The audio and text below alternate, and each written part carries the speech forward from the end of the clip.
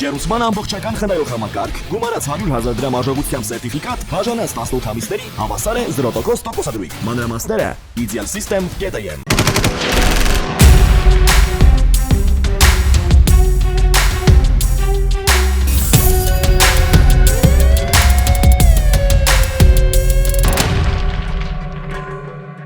Քննչական կոմիտեում ավարտվել է անչափահաս որդու կողմից հոր նկատմամբ սպանության փորձ կատարելու դեպքի արդիվ նախաձեռնված քրեական վարույթի նախաքննությունը պարզվել է, որ անչափահաս որդին հոր կողմից մորը պարբերաբար վիրավորանքներ հասցնելու եւ նախկինում ծեծի ենթարկելու պատճառով վրեժխնդիր լինելու շարժառիթով խոհանոցային դանակով 1 տասնյակից ավելի հարվածներ է հասցրել քնած վիճակում գտնվող հոր մարմնի տարբեր մասերին, պատճառելով բազմաթիվ մարմնական վնասվածքներ, սակայն հանցագործությունն իր կամքից անկախ հանգամանքներում չի իրագործվել վերջինիս արթնանալու եւ դանակը որդու ձեռքից խլելու պատճառով։ Անչափահասի նկատմամբ հարուցվել է հանրային քրեական հետապնդում, խափանման միջոց կիրառվել տնային կալանքը։ Ազգային ժողովի պատգամավոր Երևանի նախկին քաղաքապետ Տարոն Մարգարյանի գույքերի եւ դրամական միջոցների վրա կալանք է դրված։ Գլխավոր դատախազությունը ապօրինի ծագում ունեցող գույքի բռնագանձման հայցով պահանջում է Տարոն Մարգարյանից ու նրան փոխկապակցված անձանցից բռնագանձել ավելի քան 2 միլիարդ դրամի գույքեր ու դրամական միջոցներ։ Հակակոռուպցիոն կոմիտեն պարզել է, որ կադաստրի կոմիտեում տարբեր պաշտոններ զբաղեցրած անձը մի շարք այլ անձանց օժանդակությամբ 2021 թվականին խարդախությամբ հափշտակել է առանձնապես խոշոր չափերի 58 միլիոն 993 հազար դրամի շուկայականին մոտարկված կադաստրային արժեքով Երևանի կենտրոնական հատվածում գտնվող 256 քառակուսի մետր մակերեսով ոչ բնակելի անշարժ գույքը, իսկ նախկին պաշտոնյային օժանդակած անձինք նպատակ ունենալով քողարկել հիշյալ գույքի հանցավոր ծագումն ու պատկանելությունը ձևական գործարքների միջոցով այն գրանցել են տարբեր անձանց անուններով եւ օրինականացրել։ Բացի այդ, պարզվել է, որ նախկին պաշտոնյան մեկ այլ անձի հետ նախնական համաձայնությամբ հափշտակել է Երևանի մեկ այլ հասցեում գտնվող առանձնապես խոշոր չափերի 51 միլիոն 886 հազար դրամի շուկայականին մոտարկված կադաստրային արժեքով համայնքային սեփականություն հանդիսացող խոհամասը։ Երկու անշարժ գույքերի վրա արգելանք է դրվել պատճառված վնասի ավելի քան 110 միլիոն դրամի չափով։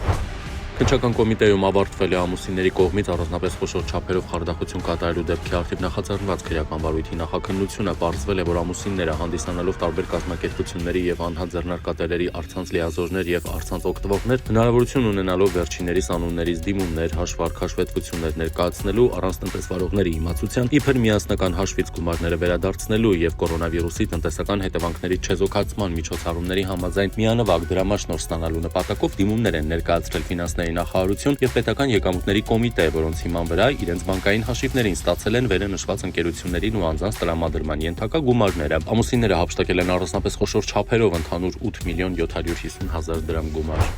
Նոյեմբերի 18-ին քաղաքացին ահազանգել է, որ Երևանի Հերացու փողոցում դանակով իրեն հարվածել են, դանակահարողն էլ տեղում է։ Հաղորդում է ստացվել նաև Հերացի թիվ 1 համալսարանական հիվանդանոցից կրծքավանդակի կտրած վերքով բուժօգնության է տեղափոխվել օտարերկրյա քաղաքացի 24-ամյա երիտասարդը։ Ոստիկանները պարզել են, որ կենցաղային հարցերի շուրջ ծագած վիճաբանության ժամանակ իր մոտ եղած սուր կտրող ծակող գործիքով մարմնական վնասվածքը պատճառել է մեկ այլ օտարերկրացի 28-ամյա երիտասարդ, որը բնակվում էր հենց Հերացու փողոցում։ 28-ամյա օտարերկրացին հայտնաբերվել է։ Նոյեմբերի 19-ին հաղորդում է ստացվել, որ Երևանին ու Բարաշենի աղբավայրի աշխատողները նկատել են Սարից իջնող տղամարդու, որը ընկել է եւ հնարավոր է մահացել։ Շտապօգնության խումբն արձանագրել է դեռևս անհայտ անձի մահը։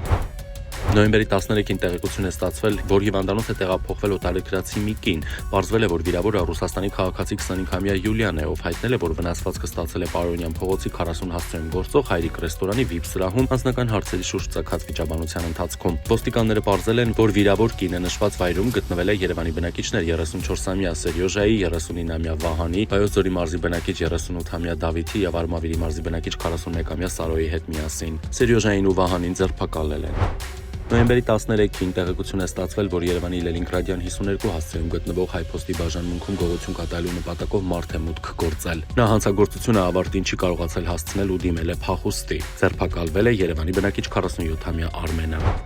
Նոյեմբերի 18-ին Հովո Մակնիչի բեռնատարը Երևանի Նոր վարչական շրջանում պրեերթի է ենթարկել հետիոտն Երևանի բնակիչ 73-ամյա Մելանիային, որը փախուստի չի դիմել, քաղաքացիների օգնությամբ ավտոմեքենայի տակից դուրս է բերել։ Պրեերթի ենթարկվածին շտապօգնության մեքենայի բժիշկներն էլ տեղափոխել են հիվանդանոց, որտեղ պրեերթի ենթարկվածը մահացել է։ Նոյեմբերի 18-ին ահազանգ է ստացվել, որ Մեծամորի ոստիկանության հենակետի մոտակայքում տեղի ունեցել ճանապարհատրանսպորտային պատահար կատուժած։ Պարզվել է, որ բախվել են Chevrolet եւ Mitsubishi Magnishi ավտոմեքենաները, վերջինս բռնկվել է, Mitsubishi Magnishi ավտոմեքենայի վարորդը մահացել է, հրդեհ մարվել է, այրվել է Mitsubishi Magnishi ավտոմեքենան։ Նոյեմբերի 18-ին Մեղրաձոր գյուղում մոտոցիկլավարը դուրս է եկել երթևեկելի գոտուց կողաշրջված հայտնվել Մարմարի գետի մյուս ափին։ Նա տեղափոխվել է հիվանդանոց, սակայն գիտակցության չգալով մահացել է։ Նոյեմբերի 18-ին Երևանի Սարալանջի պողոտայում բախվել են Արմավիրի մարզի բնակիչ 51-ամյա Տիգրանի վարած Nissan Rouge եւ Երևանի բնակիչ 55-ամյա Աշոտի վարած Opel Zafira մագնիսի ավտոմեքենաները։ Վերջինը վրայերթի է ենթարկել փողոցը թույլատրելի հատվածով ահատող հետիոտնին, ապա հայտնվել բաժանարար գոտու կանաչ հատվածի վրա։ Վրայերթի ենթարկվածը տեղափոխվել է հիվանդանոց։ Նոյեմբերի 18-ին Ստեփանավան Վանաձոր ճանապարհին DAF մագնիսի բեռնատարը, որը բարձված է եղել ցորենով, դեռևս անհետ հանգամանքներում կողաշրջվել է, ուժասներ չկան։